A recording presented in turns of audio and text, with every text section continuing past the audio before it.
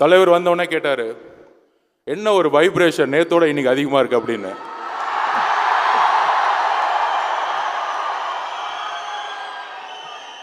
தான் சொன்னேன், இன்னைக்கு கோயம்புத்தூர், கரூர், திருப்பூர் நீலகிரியிலிருந்து இந்த மண்ணின் மைந்தர்களாகிய நம்மளுடைய கோயம்புத்தூருடைய சகோதரர்கள் வந்திருக்காங்க. மண்ணுக்கே உரிய ஒரு வெறின்னு சொல்லலாம். அதாவது நேத்து என்ன சொன்னேன், இங்க இருக்கக்கூடியவர்கள் இளைஞர்கள் இது பார்த்துருப்பீங்க டிவி டிபேட்ல. இந்த இளைஞர்கள்லாம் வச்சுட்டு இவங்க என்ன பண்ண போறாங்க தம்பிங்களா? அண்ணா சொன்ன மாதிரி இந்திய எதிர்ப்பு போராட்டம் 1965 நடத்தியது 30 வயதிற்கும் உட்பட்ட இளைஞர்கள் என்பதை மறந்து விடாதீர்கள். அதே போல ஒரு ஊழல் ஆட்சியை எதிர்ப்பதற்கு, ஒரு அடிமை ஆட்சியை எதிர்ப்பதற்கு இன்றைக்கு ஒரு புரட்சி இங்கு உருவாகி கொண்டிருக்கிறது. புரட்சி எப்பயுமே டக்குன்னு தெரியாது. பொறுமையா அப்படியே ஸ்லோவா மக்களால எப்படி நேற்று ஏர்போர்ட் இறங்கினதுல இருந்து ஹோட்டல் வரத்துக்குள்ள எப்படி ஒரு மக்களுடைய பயணம் அவங்கள எப்படி ஒரு ரோட் ஷோ இருந்துச்சோ, அதே மாதிரி இன்னைக்கு ஹோட்டல்ல இருந்து இந்த காலேஜ் வரத்துக்குள்ள 2.5 மணி நேரம். இது தமிழக வெற்றி கழகத்தினுடைய கட்சி தொண்டர்கள் அல்ல, மக்களுடைய செல்வாக்கு, ஒட்டுமொத்த கோயம்புத்தூர் மக்களுடைய செல்வாக்கு. பொதுவா சொல்லுவாங்க, பெரிய பெரிய கட்சிகள் பூத் லெவல் கமிட்டி மீட்டிங் நடத்துவாங்க. மீட்டிங் நடத்தி கையில் 1500 ரூபாய் கவரை கொடுத்து, கையில் ஒரு கோட்டரை கொடுத்து, லாரியில போட்டு பஸ்ல போட்டு அமைச்சிட்டு இருப்பாங்க. அப்படி இல்ல தமிழக வெற்றி கழகம். தலைவரால், கொள்கையால், ஒரு குறிக்கோளால், மக்களுடைய எதிர்காலத்துடைய நம்பிக்கையால் உருவாக்கப்பட்டது தமிழக வெற்றி கழகம். அதனால்தான் இன்றைக்கு 1 ரூபாய் காசு இல்லாம காலையில 6 மணிக்கு பஸ்ஸை பிடிச்சி இங்க உட்கார்ந்துட்டு இருக்கோம். 6 மணிலிருந்து ஈவினிங் 8 மணி வரைக்கும் ஒரு இடத்துல ஒரு கட்சியோடைய ஒரு நிர்வாகி உட்கார்ந்திருக்க முடியும்னா 2026 தமிழக வெற்றி கழகத்திற்கான நாள் என்பதை நாங்கள் வலியுறுத்தக் கொள்கிறோம். கிட்டத்தட்ட இன்னைக்கு 25 சட்டமன்ற தொகுதிகள். அண்ணன் சொன்ன மாதிரி 7315 பிஎல்ஏ மெம்பர்ஸ், வாக்கு சாவடி முகவர்கள். அண்ணன் சொன்ன மாதிரி 21 பேர் ஒரு பஸ் ரிப்பேர்ல மாட்டிக்கிட்டாங்க. 7294 வித் QR கோடோட இங்க உட்கார்ந்துட்டு இருக்காங்க. உங்களை மாதிரி டம்மியா உட்காரல. இத்தனை நாள் வரைக்கும் கேட்டு இருந்தாங்க, தமிழக வெற்றி கழகத்திற்கு கட்டமைப்பு இருக்கா? தோ பாருங்க, 2 நாள் தமிழகம் கோயம்புத்தூர்ல இருந்து குரல் கேட்கலையா? கோயம்புத்தூர் முடங்கிருச்சு 2 நாள். இந்த டிவியில உட்கார்ந்து பேசிக்கிட்டு அப்படி நடக்கும் இப்படி நடக்கும்னு பொருளை பேசிக்கிட்டு, பழைய பத்திரிகையாளர் என்ற போர்வையில் உட்கார்ந்துக்கிட்டு 50 வருஷமா வயசாயிட்டு திமுக அதிமுக ஒரே அரசியலை பார்த்துட்டு உங்களுக்கு நம்மளுடைய வலிமை தெரியாது. ஒரு வரலாறு உருவாகும் பொழுது பழைய காலத்தை பத்தி தான் பேசிக்கிட்டே இருப்பாங்க. இன்றைக்கு புதிய சிந்தனை என்பதை மக்கள் தான் உருவாக்குவார்கள். பத்திரிகையாளர் ஒரு போர்வையில பிம்பத்துல திமுக கட்டமைச்சிருக்கக்கூடிய செய்தியாளர்களால உருவாக்க முடியாதுங்கிற நான் பதிவு பண்ணிக்கிறேன். ஏன் பதிவு பண்றேன்னா, இது பேசுன மாதிரி எல்லா டிவிலையும் டிபேட். தலைவர் விஜய் அவர்களுடைய திட்டம் என்ன? அவர் ரொம்ப தீவிரமா பயணிப்பாரா? அவர் ஏன் 3 நிமிஷம் பேசுறாரு? 3 நிமிஷம் பேசும்போதே கோயம்புத்தூர் இங்க முடங்கி கிடக்குதுன்னா, எங்களுக்கு தெரியும் என்ன ஸ்ட்ராட்டஜி பண்ணணும், எங்க தலைவருக்கு தெரியும் எப்ப பேசணும், எங்க தலைவருக்கு தெரியும் எப்பொழுது பிரச்சாரத்தை மக்களுடைய சந்திப்பை உருவாக்கணும், எப்படி ஆட்சியை மாற்றணும். எங்களது தமிழக வெற்றி கழகத்திற்கும் எங்களுடைய தலைவருக்கும் தெரியும். நீங்கள் எங்களுக்கு பாடத்தை எழுப்பாதீர்கள்.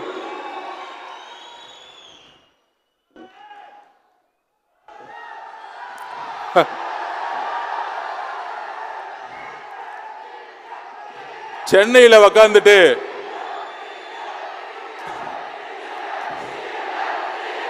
சத்தமா கேட்கட்டும்.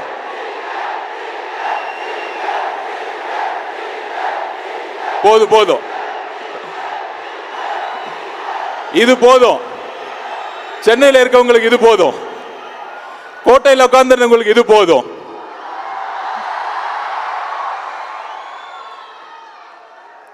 நண்பர்களே, அதாவது நேற்று ஒன்று பதிவு பண்ணேன். வகுப்பு சட்டம் வந்துச்சு. வகுப்பு சட்டம் வந்த உடனே ஒரே நாளில் தமிழகம் முழுவதும் தமிழக வெற்றி கழகம் போராடினாங்க. அந்த போராட்டத்தை ஒரு மீடியா மேனேஜ்மெண்ட்டை சொல்லி ஒரு கிண்டல் பண்ணாங்க. ஆனால் தமிழக வெற்றி கழகம் தான் முதல் முறையாக போராட்டத்தை அனௌன்ஸ் பண்ணது. அதை யாராலையும் மறுக்க முடியாது. அதோட சேர்ந்த தலைவர் கேட்டாரு, இதுக்கு என்ன பர்மனன்ட் சொல்யூஷன்? அவர் அவ்வளவு சொல்யூஷன் அதுதான். அவர் பொறுத்த வரைக்கும் சொல்யூஷன் என்ன, முடிவு என்ன? கபட நாடகமா ஒரு ஆர்ப்பாட்டம் பண்ணக்கூடியதல்ல. உடனே நேற்று டிபேட்ல பேசுறாங்க, இல்ல அபிஷேக் மனு சிங்வி அவர்கள் தமிழக வெற்றி கழகத்துக்கு வரல. நேற்று தானே அவரை வச்சு ஒரு விழா நடத்துனீங்க எங்களுக்காக. அவர்கிட்டயே போன் பண்ணி கேட்க வேண்டியதானே, தமிழக வெற்றி கழகத்துக்கு சார்பா அவர் ஆப்பியரன்ஸ் ஆனாரா இல்லையா அப்படின்னு. என்ன ஒரு பொய்யுரைகள்! கடுமையாக அந்த 10 நாட்கள் அந்த போராட்ட உணர்வோடு இஸ்லாமிய தோழர்கள் இந்த வக்பு சட்டத்தை, சொத்துரிமையை பாதுகாப்பதற்காக போராடி அதை திரு மதிப்புக்குரிய சிங்வி அவர்களுடைய வச்சு ஒரு ஆர்குமெண்ட்ல நம்ம யாரையும் குறை சொல்லல, எங்களுடைய உண்மைத்தன்மையை நாங்கள் விளக்குறோம். ஆனா ஒரே ஒரு கேள்வி கேட்கிறோம். அது தலைவர் எங்கிட்ட கேட்டார் இன்னைக்கு மதியானம் வரும்போது கேட்டார். என்ன கேட்டார்னா, அதாவது சிஏஏ சட்டம் வரும்பொழுது எல்லாரும் எடுத்து நின்னாங்க இஸ்லாமியர்கள் சகோதரர்களுக்காக. கேரளா கவர்மெண்ட் ரெசல்யூஷன் பாஸ் பண்ணாங்க. கேரளா கவர்மெண்ட் ரெசல்யூஷன் பாஸ் பண்ணி என்ன பண்ணாங்கன்னா, இமிடியட்டா சுப்ரீம் கோர்ட்ல கேரளா கவர்மெண்ட் கேஸ் ஃபைல் பண்ணாங்க அந்த சட்டத்துக்கு எதிராக. இங்க ஒரு கபட நாடகம் ஆடக்கூடிய ஒரு ஆட்சி இருக்கு. மாநில சட்டமன்றத்தில் ரெசல்யூஷன் பாஸ் பண்ணாங்க, ஒத்துக்கிறோம், உங்களுடைய ரெசல்யூஷனுக்கு வரவேற்கிறோம். ஆனால் ஒன்றிய அரசால் ஏற்படுத்தக்கூடிய சட்டம் மாநிலங்களிலும் மக்களவையிலும் நிறைவேற்றிய பிறகு, ஜனாதிபதியால் கையொமிட்ட பிறகு சட்டமன்றத்துடைய ரெசல்யூஷன் செல்லுபடியாகாது, அழுத்தம் கொடுக்க முடியாது. ஒரே தீர்வு போராட்டம், இல்லை என்றால் உச்ச நீதிமன்ற தீர்ப்பு. எங்களுடைய தலைவர் உச்ச நீதிமன்றத்தை நம்பினார். அதனாலதான் நாங்கள் இந்த வெற்றியை பெற்றோம். எங்க தலைவர் வழியில் ஒரு கேள்வி கேட்கிறேன், ஏன் தமிழக அரசு வகுப்பு சட்டத்திற்கு எதிராக இந்த கேஸ்ல ஜாயின் பண்ணல? இன்றைக்கு டிபேட் நடத்துங்க. தமிழக அரசுடைய நோக்கம் என்ன? தைரியம் இருந்தால் தமிழக அரசு சொல்லட்டும். ஏன் தமிழக அரசு இந்த கேஸ்ல இஸ்லாமிய தோழர்களுக்காக வகுப்பு சட்டத்திற்காக ஏன் இந்த கேஸ்ல கேஸ் ஃபைல் பண்ணல? தமிழக வெற்றி கழகம் தான் உண்மையான எதிர்க்கட்சி. எங்கள் தலைவர் தான் இன்றைக்கு உண்மையான எதிர்க்கட்சி தலைவர். 10 மாதம் நீங்கள் ஒரு மிகப்பெரிய எதிர்க்கட்சி தலைவர்களை பார்ப்பீர்கள். எங்கள் தலைவர் மூலியமாக உங்களுடைய கபட நாடகத்தை எங்கள் தலைவர் தோலுரித்து காட்டுவார். இந்த கேள்விக்கு இன்னைக்கு தமிழக அரசுக்கு பதில் சொல்ல தயாரான்னு இன்னைக்கு ஈவினிங் டிவியில பார்ப்போம். நமக்கே அரசியல் கத்து கொடுக்குறாங்க, அதுவும் நம்ம தலைவர்கிட்ட. யாருக்கிட்ட? அண்ணன் சொன்ன மாதிரி லியோ லியோ லியோன்னு வந்துட்டார்ல.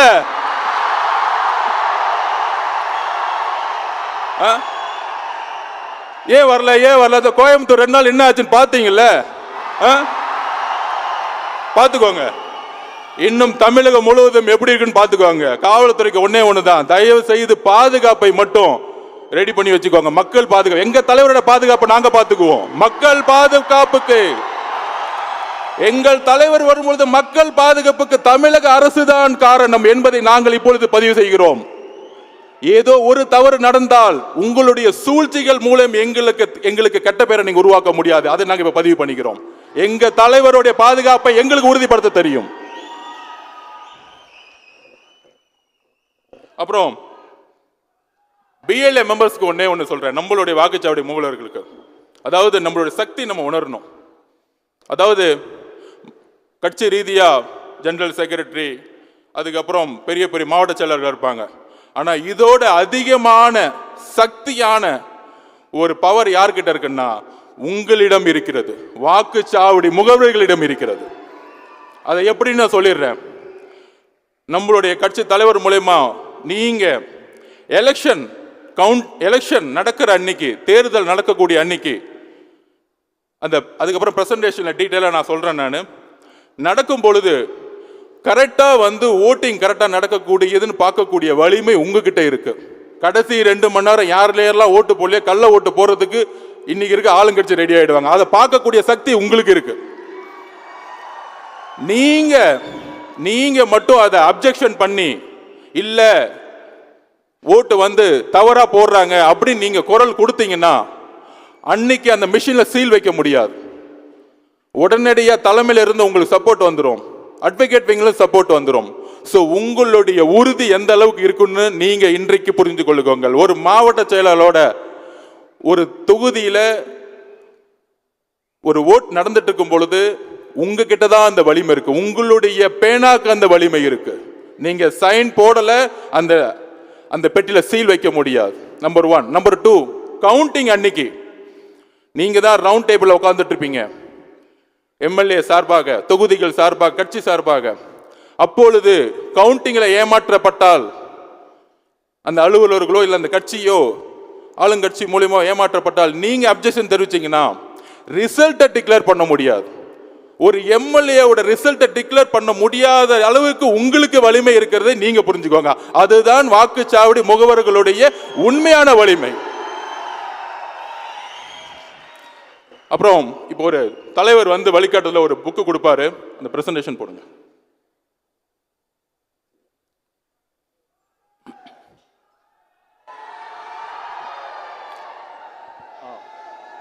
கோவை தெற்கு, கை தூக்குங்க பாப்போம். கோவை தெற்கு. ஒரு எக்ஸாம்பிள் சொல்லிடுறேன் எப்படி நம்ம வேலை பார்க்கணும் அப்படின்னா, இதுதான் கோவை தெற்குடைய பழைய வரலாறு. பழைய வரலாறு நம்ம வந்து உள்வாங்கணும். 2021 தேர்தலில் ஒவ்வொரு பூத் வைஸா உங்களுடைய தொகுதியில் எலெக்ஷன் கமிஷன் அனௌன்ஸ் பண்ணியிருப்பாங்க எவ்வளோ வாக்காளர்கள், அதில் ஆண் பெண் என்ன, இளைஞர்கள் என்ன அப்படிங்கிற லிஸ்ட் நீங்கள் எடுத்துக்கலாம். நான் வந்தவொடனே பார்த்தேன் உங்கள் கையில் ஃபோன் இல்லை, அண்ணா ஒரு நோட் பேடை வச்சுட்டு ஒரு ஹேஷ்டாக் போட்டிங்க பாருங்க, எல்லாரும் சேர்ந்து Vijay CM TVK for TN. இந்த பாருங்க ஒரு புக்கிலேயே நீங்க எழுதிட்டீங்க. அது ரொம்ப பிடிச்சது வந்து என்னன்னா பை பை டிவிஎம்கேன்னு ஒரு பொண்ணு எழுதிருந்துச்சாங்க, அழகா இருந்துச்சு. இந்த மாதிரிலாம் ஒரு ஹேஷ்டாக் போட்டு ஒரு கையில் ஒரு புக்கை வச்சு இதுலேயே ஹேஷ்டாக் போட்டிங்களே, இவ்வளோதான் அரசியல். இவங்க பார்க்குற மாதிரி 70 வருஷ கட்சி 100 வருஷ கட்சி அதெல்லாம் தேவையில்லை. இந்த வேலையை நம்ம செஞ்சுட்டா போதும். Next page. இதில் வந்து உங்களுக்கு டீட்டெயிலாக வந்து இருக்கும். கோவை தெற்கு தொகுதியில் 2021 படி 253 பூத்தஸ். இந்த 253 பூத்தஸ் தான் உங்களுடைய முக்கியமான குறிக்கோள். அதில் வந்து எத்தனை வந்து ஓட் பேங்க் இருக்கு. ஒரு பூத்துக்கு சராசரியா 1100 1500 ஓட்டர்ஸ் இருப்பாங்க. 300 குடும்பம் 400 குடும்பம். பிரசன்டேஷன் நெக்ஸ்ட் காமிச்சிடுறேன். நெக்ஸ்ட். இதுதான் ஒரு பூத். இதை முக்கியமா நோட் பண்ணிக்கோங்க. ஒரு பூத்துல செகண்ட் பூத் போங்க. ஓகே, ஃபர்ஸ்ட் பூத் போங்க. இல்ல first page. Next page. Third page. இதுல பாருங்க 2021 எம்என்எம் 296 ஓட்டு வாங்கியிருப்பாங்க. சாரி, இப்ப அந்த கட்சி இப்ப இல்ல, விட்டுருங்க. அடுத்த டிஎம்கே 237 ஓட்டு. ஸோ இந்த மாதிரி உங்களுக்கு வந்து 2016 2021 டேட்டா தரவுகள் மாவட்ட செயலர் மூலமா உங்களுடைய போனை வந்து கொடுத்துருவோம். இதுல என்ன ஏன் இந்த பேஜோட நான் நிப்பாட்டுறேன் அப்படின்னா, கிட்டத்தட்ட 69,204 பூத்தஸ் நம்ம கிட்ட இருக்கு. இங்க எப்படி வந்து இன்னைக்கு 7,294 வாக்குச்சாவடியில் முகவர்கள் உட்கார்ந்துட்டு இருக்கோமோ, அவங்களுடைய குறிக்கோள் நமக்கு என்ன இருக்கணும்னா, ஒரு தொகுதிக்கு ஒரு 309 ஓட்டை வந்து நம்ம ஃபிக்ஸ் பண்ணணும். நம்மளுடைய குறிக்கோள் என்னன்னா, ஒரு தொகுதி, அதாவது தலைவர் பிரச்சாரம் பண்ணுவார், மக்கள்கிட்ட ரீச் ஆயிடுவார். ஆனால் நம்மளுடைய குறிக்கோள் என்ன இருக்கணும்னா, ஒரு தொகுதிக்கு நம்மளுடைய வாக்குச்சாவடிகள் முகவர்கள் கிட்டத்தட்ட 300 400 குடும்பம் இருக்கும், 1200 ஓட்டு. நம்மளுடைய போராட்டம், நம்மளுடைய மக்கள் பிரச்சனை, தலைவர் சொன்ன மாதிரி தான், ஓட் பேங்காக கிடையாது, மக்களுடைய பிரச்சனைகள், மக்களுடைய போராட்டம், மக்களோட எப்படி நம்ம வந்து ஒன்றிணைவது, அப்படி ஒரு 350 பேரை ஒவ்வொருத்தரும் ரீச் பண்ணிட்டோம்னா, இப்ப சொல்றாங்களே கூட்டணி என்ன, கூட்டணி இருந்தா என்ன, அதாவது ரெண்டு பெரிய நேத்தெல்லாம் பாருங்க டிவி டிபேட்ல ரெண்டு பெரிய கூட்டணிகள் உருவாயிருச்சு. அதுல அந்த திமுக காரெல்லாம் பாருங்க என்ன சொல்லுவாப்லன்னா, டிவிக்கே வந்து மூணாவது தாங்க அப்படின்னு. ஏன் தெரியுங்களா? ஒரு உண்மையான தலைவரை எதிர்கொள்வதற்கு பயம். டிவிகே வாஸ் டிஎம்கேன்னு வந்துடக்கூடாதான். டிவியில் உட்காந்து பேசிட்டு இருக்காங்க. அப்படி வந்துட்டா என்ன ஆகும்? டிஎம்கே தோத்துரும் அப்படிங்கிறதுக்காக ஒரு உளவியலை கிரியேட் பண்றாங்க. அந்த உளவியலை உரைக்க முடியும் வரலாற்றுடைய, அதாவது பாஸ்ட், பிரசன்ட் அண்ட் ஃபியூச்சர்னு சொல்லலாம். பாஸ்ட்ல ஒரு எக்ஸாம்பிள் இருக்கு, அதை நான் சொல்லிடுறேன். 1977 நம்ம சொல்றோமே எம்ஜிஆர்னு, ஏன் 2027 வரக்கூடாது அப்படின்னு, அதுக்கான நோக்கத்தை நான் இப்ப சொல்லிடுறேன், தரவுகளோட சொல்றேன். அதாவது 1974 திமுக வாங்கின ஓட்டு பார்த்தீங்கன்னா 24.90%, காங்கிரஸ் 17%. 1967 முன்னாடி ஆண்ட கட்சி ஜனதா பார்ட்டின்னு ஒன்று இருக்கும். ஜெயபிரகாஷ் நாராயண் அவர்கள் உருவாக்கிய பார்ட்டி. அந்த காலத்தில் 16%. எம்ஜிஆர் அவர்கள் 30.40%. வெறும் 30% நம்ம ரீச் பண்ணா போதும், நம்ம ஆளுங்கட்சி ஆயிடுவோம். ஏனென்றால் 2026 தமிழக வெற்றி கழகம் முதன்மையான கட்சி. அதுக்கப்புறம் தான் திமுக, அதுக்கப்புறம் தான் மித்த கூட்டணி, தேசிய முற்போக்கு என்டிஏ கூட்டணி. அப்ப 3 கூட்டணிகள், 3 முனை போட்டி ஏற்படும் பொழுது, இல்ல 4 முனை போட்டிகள் ஏற்படும் பொழுது, நம்ம ஒரு பூத்துக்கு 350 ஓட்டு வாங்கினா போதும், நம்ம தான் தனிப்பட்ட முறையில் ஆளுங்கட்சி. அதை நாம் மறந்துடக்கூடாது. 350 ஓட்டிட்டு 69,000 போட்டு பாருங்க, 2,40,00,000 ஓட்டுக்கு மேல வந்துடும் நமக்கு. இது போதும். அப்ப நம்மளுடைய பணிகள் என்ன, அதை விளக்குறதுக்கு தான் தலைவர் பேசின பிறகு ஒரு பிரசன்டேஷன் இருக்கு. இதை எப்படி வந்து மாநிலம் தலைவில் 69,206 பூத்தை நம்ம இணைக்க போறோம், எப்படி 2077 ரிசல்ட் நம்ம இந்த கொண்டு வர போறோம். தோழர்களே, நமக்கு எதிராக தொலைக்காட்சியிலையும் கைபேசிலையும் நிறைய பொய் பிரச்சாரங்கள். உங்களால் வெற்றி பெற முடியுமா? அவங்க பலமா இருக்கிறாங்க, பணபலத்தோடு இருக்கிறாங்க, அவங்க ஒரு மிகப்பெரிய மாவட்ட செயலாளர். எந்த ஊழல் பணத்தாலையும் 2026 வெற்றி பெற முடியாது. எழுதி வைத்துக் கொள்ளுங்கள். அதுக்கு ஒரு உதாரணமே சொல்லிடுறேன். 2021 என்னோட தேர்தல் எக்ஸ்பீரியன்ஸை சொல்றேன். இந்த விசிகே கம்யூனிஸ்ட் தோழர்களா இருக்கான் பாருங்க, எந்த செலவு பண்ணாம ஜெயிச்சாங்க. அதை நான் உறுதியா சொல்றேன். செலவு பண்ணாம ஒரு எம்எல்ஏ ஜெயிக்க முடியும். அப்படி ஒரு கட்டமைப்பை உருவாக்குவாங்க. காசு இருந்தா தான் ஜெயிக்க முடியும், அவங்க மிகப்பெரிய ஆளுன்னு கிடையவே கிடையாது. நம்மளுடைய தலைவருடைய பிரச்சாரம் போதும். ஒரு உண்மையான தலைவர் புதுசா வந்துட்டாருங்கிற பிரச்சாரம் போதும், மக்கள் சந்திப்பு போதும். 2 நாள் பேரதிர்வுகளை கோயம்புத்தூர் உருவாக்கும் பொழுது கண்டிப்பாக நீங்க ஜனவரியில் எழுதி வச்சுக்கோங்க, முதன்மை கட்சியா எடுத்தவொடனே சர்வே ரிப்போர்ட்ல தலைவர் 45% 50% ஃபர்ஸ்ட்ல போய் நின்றுட்டு போயிட்டே இருப்பாரு. நம்மளுடைய குறிக்கோள் என்னன்னா, எதையும் கடக்காம ஒரே குறிக்கோள், ஒரே ஸ்ட்ரெயிட் ஃபார்வர்ட். 100 மீட்டர்ஸ்ல உசேன் போல்ட் ஒரு ட்ராக் எடுத்து எப்படி நம்ம ரேஸ்ல அடிப்போமோ, பின்னாடி இருக்கிறவன், சைட்ல இருக்கிறவன், முன்னாடி இருக்கிறவன், மற்றவங்களாம் 72 வயசு ஆயிடுச்சு, ஓடவே முடியாது. நம்ம தலைவர் ஓட ஆரம்பிச்சாரு, முடிச்சுட்டு போயிட்டே இருப்பார். அந்த அளவிற்கு நமக்கு வலிமை இருக்கு. அந்த வலிமையை இந்த புக்ஸ், இந்த டேட்டா, கடந்த கால டேட்டா பிளஸ் அடுத்த பிரசன்டேஷன், அடுத்த ஒரு புக்கு பார்த்தீங்கன்னா, அடுத்த ஒரு அந்த பென்ட்ரைவ், இந்த பென்ட்ரைவோட காப்பீஸ் எல்லாமே மாவட்ட செயலர் மூலமா உங்களுக்கு வந்து சேரும். அந்த பென்ட்ரைவ் மட்டும் கோயம்புத்தூர் தெற்கு சட்டமன்ற தொகுதி உள்ளடங்கிய 20 கோயம்புத்தூர் பாராளுமன்ற தொகுதிகள்.